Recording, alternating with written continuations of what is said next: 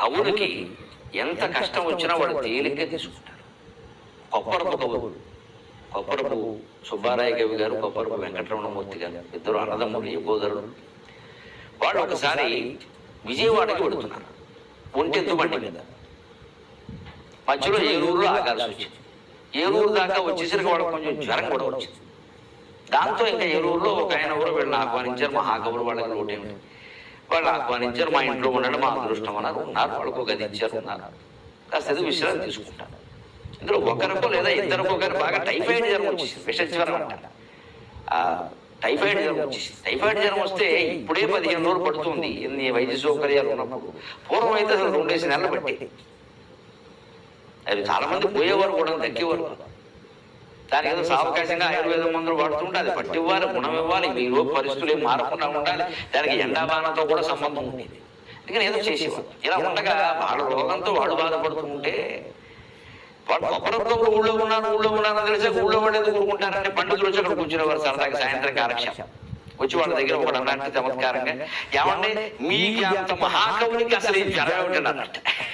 మహాకవి ఏదో జ్వరం రాకూడదు, మహానుభావులు ఏదో మొహం కడుక్కునేవాడికి అలా ఉంటుంది కొంతమందికి. ఏదైనా మాలాంటి ప్రవచనాలు చెప్పేవాళ్ళని చూసిన వాళ్ళు కొంతమంది అసలు వీళ్ళు ఇల్లంతా స్వర్గతుల్యంగా ఉంటుంది, వీళ్ళకి ఏమీ పిల్లలతోనూ భార్యతోనూ భర్తతోనూ లేకపోతే బంధువులతో ఏ సమస్యలు ఉండవు అనుకుంటారు. ఏమీ లేదు, మాకే ఎక్కువ ఉంటాయి. అసలు ఈ పెద్ద ఈ ప్రముఖ స్థాయి ఉంది ప్రాచుర్యం, ఇది పెద్ద ప్రమాదకరం. కానీ తేడా ఒక్కటి, మాకుండేటువంటి సాహిత్య జ్ఞానంతో సరసమైన విధానంతో దాన్ని జాగ్రత్తగా నెట్టుకొచ్చేస్తుంది. రాకపోవడం అనేది ఎప్పుడు వస్తూనే ఉంటాయి. అది ఉపయోగిస్తుంది ఖచ్చితంగా. మా సామాన్యుడు తరలిపోయినట్టుగా మేము తరలిపోవడం సందేహం లేదు. వస్తూనే ఉంటాయి. దాన్ని తట్టుకునే విధానం అసలు ముందు అన్నిటికంటే బ్రహ్మసత్యం జగన్ విద్య. ఈ జగత్తు మొత్తం విద్య. ఈ భావన మనస్సులో ఉన్నవాడికి సుఖం తప్పితే దుఃఖం సమస్య. దేన్నైనా మనం పరిష్కరించే విధానంగా పరిష్కరిస్తాం. ఉన్న అవకాశాల్లో ఏది బాగుంటేది.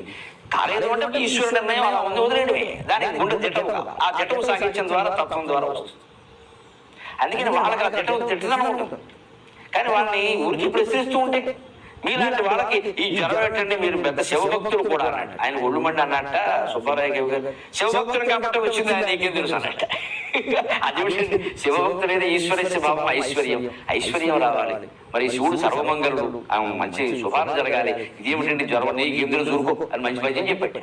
సరళిత సీత భూమి ధరజ ప్రియ సంగమ కాంక్షను, సరళిత సీత భూమి ధరజ ప్రియ సంగమ కాంక్ష, సాంబుడు అగ్గడ కరపాల భాగముల గ్రాలెడు, సాంబుడు అగ్గడ కరపాల భాగముల గ్రాలెడు, హాలకలాగి గవ్యవాకుల చెజింప, హాలకలాగి గవ్యవాకుల చెజింప, వారుగడు నుగ్రత పూని తదీజలము ప్రజన్ కలగగజేయుడొప్పు ప్రతికారమటంచు ఎసరేగిరోయనన్, కలగగజేయుడొప్పు ప్రతికారమటంచు ఎసరేగిరోయనన్.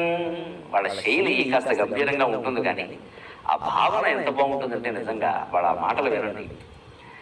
వాళ్ళకి ఎందుకు ఈ విషజ్వరం వచ్చిందో తెలుసా? ఇంత అగ్ని, ఇంత వేడి, ఇంత విషం, వీటి కారణం ఏంటో తెలుసా అబ్బాయి?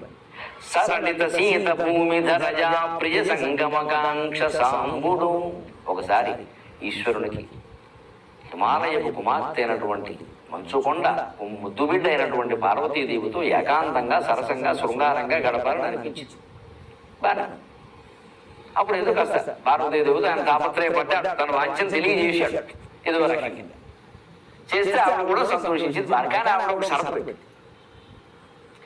ఏమిటంటే శృంగార సందర్భంలో కూడా సరసం ఆడుతూ కూడా ఈ మెడలో పాము, కంఠంలో విషం, ఈ నుదుటి మీద ఈ కన్ను పొరపాటు తెలుసుకుంటే ఏం కావాలి? మన హడావిడిలో ఈ కన్ను తెలుసుకుంటే ఏం కావాలి?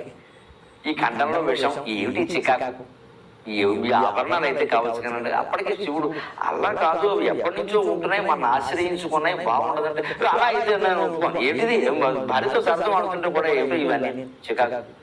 అప్పటికే ఎరుగుతోడు బూడిద ఇవన్నీ భరిస్తున్నాం. దీనికి తోడు ఈ కంఠంలో మంట, నిధుల మీద మంట, ఈ మెడలో పాములు, ఏమిటిది వాటి పక్కన ఇంకా సరే ఈ కాస్త ఈ తాపత్రయంలో పడ్డాక పరమశివుడైనా మనమైనా ఒకటే. ఇంకా వాళ్ళు ఎలా అంటారో చేస్తాం. అందుకని పోలే మీరు కాస్త పక్కన ఉండరా అని చెప్పి ఆయన తన శక్తి అంతా ఉపయోగించి మంత్రశక్తి మహిమాన్వితులు కాబట్టి ఆ పాములో పక్కన పెట్టాడు, మెడలో పోసుకుని. ఈ కంఠంలో మంట కూడా కాసేపు ఇలా వేషం తీసి పక్కన పెట్టాడు ఓ బల్ల మీద.